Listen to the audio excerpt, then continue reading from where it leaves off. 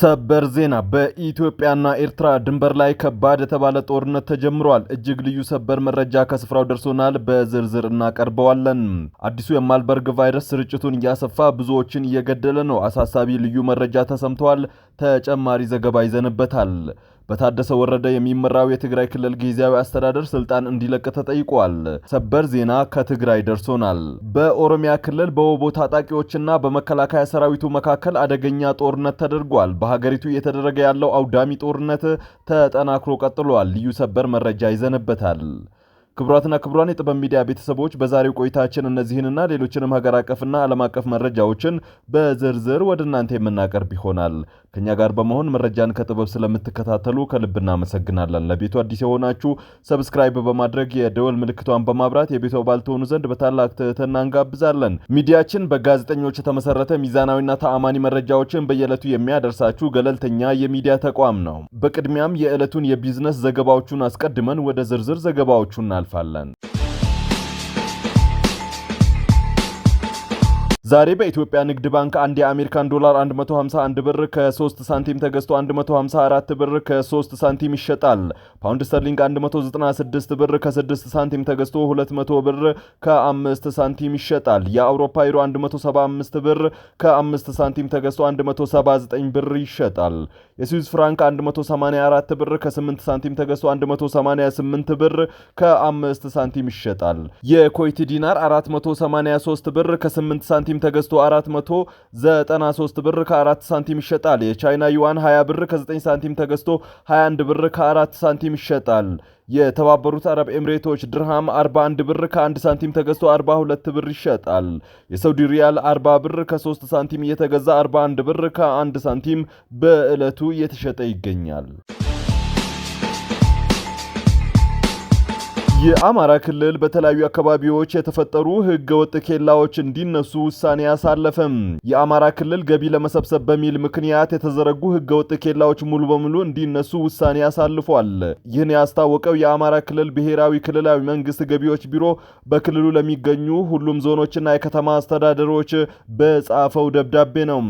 ቢሮው በደብዳቤው በክልሉ በተለያዩ አካባቢዎች የተፈጠሩ ህገወጥ ኬላዎች የግብርና የኢንዱስትሪ ምርት እንቅስቃሴን በማስተጓጎል ያልተገባ ክፍያ በማስከተል የምርት ዋጋ እንዲጨምር በማድረግ የኑሮ ውድነትን በማባባስ ሸማቾች ላይ ጫና አሳድሯልም ብሏል። በዚህም የክልሉ ኢኮኖሚ እንቅስቃሴ በመገታቱ ምክንያት እነዚህ ኬላዎች የተነሱ ስለመሆኑ የአማራ ክልል ብሔራዊ ክልላዊ መንግስት የሰላምና ጸጥታ ቢሮ በጻፈው ደብዳቤ ለገቢዎች ቢሮ ማሳወቁን ገልጿል።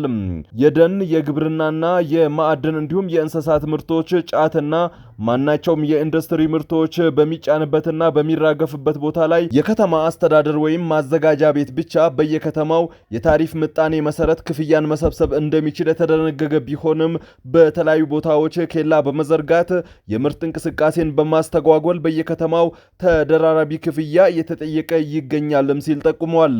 በመሆኑም ሲጫን ሲራገፍና የአገልግሎት ክፍያና ሌሎችም ክፍያዎችን ለመሰብሰብ በሚል ምክንያት ከሚጫንበትና ከሚራገፍበት ቦታ ውጪ በተለያዩ ከተሞች መውጫና መግቢያ በር የተሽከርካሪ እንቅስቃሴ በሚበዛባቸው ቦታዎችና በማንኛውም የገጠር ቀበሌዎች በህገወጥ መንገድ የተቋቋሙ ኬላዎች ከሚመለከታቸው የጸጥታ አካላት ጋር በመቀናጀት በፍጥነት እንዲነሱ መደረግ ይኖርበታልም ብሏል።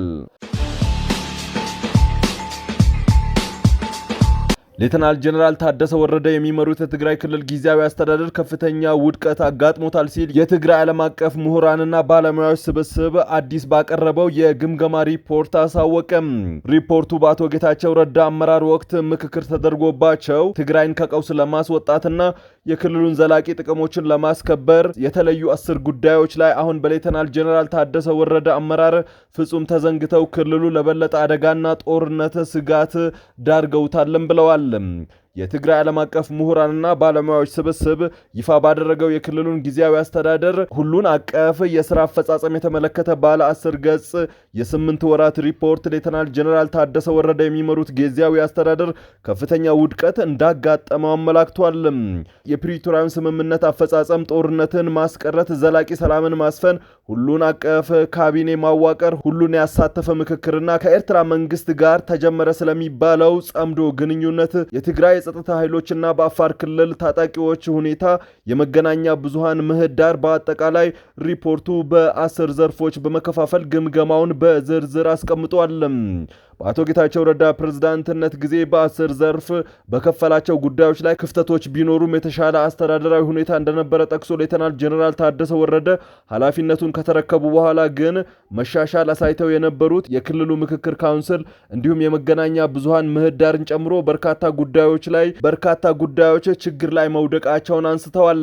ባለፉት 8 ወራት ግጭት ቀስቃሽ ንግግሮች መባባሳቸውንና ይህም የፕሪቶሪያ ስምምነት አደጋ ላይ ይጥለዋል ብለዋል። ሪፖርቱም ማህበራዊና ፖለቲካዊ ልዩነቶች በመስፋታቸው አለመተማመን መንገሱን ያመላከተው ሪፖርቱም አስተዳደሩ አፋጣኝ ማስተካከያ እርምጃዎችን ካልወሰደ አደገኛ መዘዝ ሊኖረው እንደሚችል ማስጠንቅቋል። የትግራይ የጸጥታ ኃይል ከፖለቲካ ወገንተኝነት ነፃ እንዲሆን ካልተደረገ መዘዙ የከፋ እንደሚሆን አሁንም እየተባባሱ ያሉ ችግሮች መኖራቸውን በመገምገም መመልከቱን የትግራይ ዓለም አቀፍ ምሁራን ማህበር ግምገማው ላይ አመላክቷል። ከኤርትራ ጋር የተጀመረው ትብብር የትግራይን ዘላቂ ጥቅም አደጋ ላይ የሚጥል ከዚያም አልፎ የትግራይን ሕዝብ ለኤርትራ መንግስት ዳግም ጭፍጨፋ አሳልፎ የሚሰጥ ነው ሲል ሪፖርቱ አስጠንቅቋል።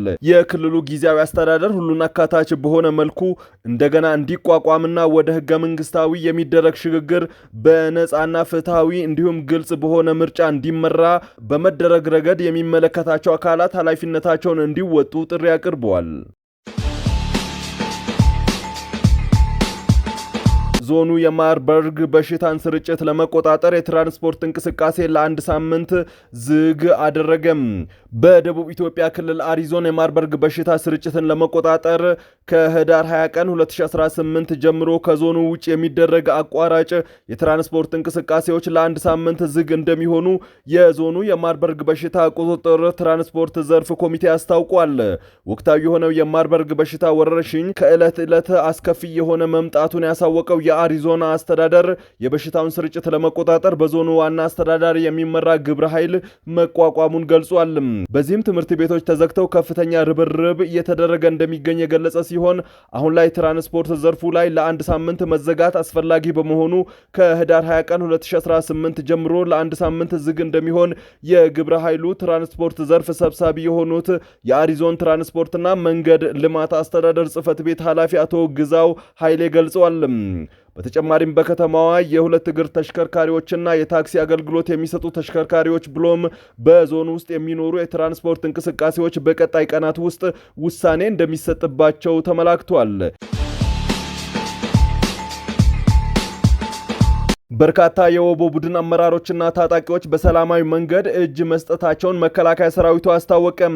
በምስራቅ ቦረና ዞን በርካታ የወቦ መካከለኛ አመራሮችና ታጣቂዎች ሲጠቀሙባቸው ከነበሩ የቡድንና የነፍስ ወከፍ መሳሪያዎች በሰላማዊ መንገድ እጅ መስጠታቸውን ሰራዊቱ አስታውቋል። የደቡብ እዝ ኮር ሰራዊት ምስራቅ ቦረና ዞን ጸጥታ ኃይል ጋር በጥምረት በወቦ ታጣቂዎች ላይ እየወሰደ የሚገኘውን ጠንካራ እርምጃ ተከትሎ ቡድኑ እየፈረሰና ተገዶ እጅ በመስጠት ላይ እንደሚገኝ አስገንዝቧል ብሏል። ሰራዊቱ በመግለጫው ወቦ የማድረግ አቅም እንደሌለው ያስገነዘቡት የመረጃ መኮንኖች የተሰለፉበት ዓላማ ስህተት መሆኑን ተገንዝበው የሰላማዊ አማራጭን የተከተሉ በርካታ የቡድኑ አባላት በከፍተኛ ደረጃ እጅ እየሰጡ እንደሚገኙ አብራርተዋል። የምስራቅ ቦረና ዞን አስተዳዳሪ አብዱረዛቅ ሁሴን በበኩላቸው መከላከያ ሰራዊቱ ከጸጥታ ኃይሎች ጋር ባከናወናቸው ስኬታማ ስምሪቶች ከ10 በላይ ቀበሌዎች ከወቦ ኃይሎች ነፃ መሆናቸውን ገልጸዋል። የዞኑ ሰላምና ጸጥታ ወደ ቀደመ ሁኔታ በመመለሱ ህዝቡ ፊቱን ወደ ልማት ማዞሩንም ተናግረዋል። በሰላማዊ መንገድ እጃቸውን የሰጡ የታጣቂ ኃይሉ አባላት በበኩላቸው ቡድኑ ህዝብን ከማሰቃየት ውጪ ምንም ዓላማ እንደሌለው በማስታወስ የሰላምን አማራጭ እንደተከተሉ ተናግረዋል ሲል የዘገበው የመከላከያ ሰራዊቱ የሚዲያ ክፍል ነው። የወቦ ታጣቂ ኃይል በፊናው በክልሉ የተለያዩ ቦታዎች በመከላከያ ሰራዊቱ ላይ በፈጸማቸው ጥቃቶች ድል እንደተቀዳጀ አስታውቋል። ታጣቂ ኃይሉ በመከላከያ ሰራዊቱ ከፍተኛ ጉዳት ማድረሱንም ነው የገለጸው። ኖርዌይ የኤርትራ መንግስትን የሚደግፉ ትውልደ ኤርትራውያንን ዜግነት እንደምትነጥቅ አስታወቀች። የኖርዌይ ስደተኞች አገልግሎት ተቋም እንዳለው ለ2 ዓመታት ምርመራ ካደረገ በኋላ የኤርትራ መንግስትን የሚደግፉ የኖርዌይ ዜግነት ያላቸው ኤርትራውያንን ዜግነት ለመንጠቅ ወስኗል። የኖርዌይ ዜግነት የተሰጣቸው ኤርትራውያኑ ለኤርትራ መንግስት ድጋፍ ይሰጣሉ ያለው 5 አባላት ያሉት መርማሪ ኮሚቴ ነው።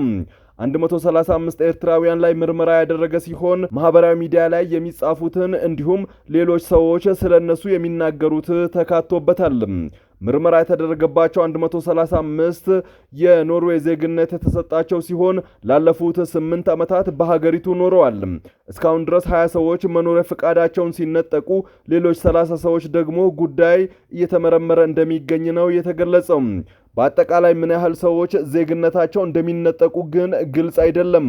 በኖርዌይ ሕግ መሰረት በሀገሪቱ ጥገኝነት የተጠየቁ ሰዎች የሚሰጣቸው የመኖሪያ ፈቃድ ወይም ዜግነት ሊነጠቅ ይችላል።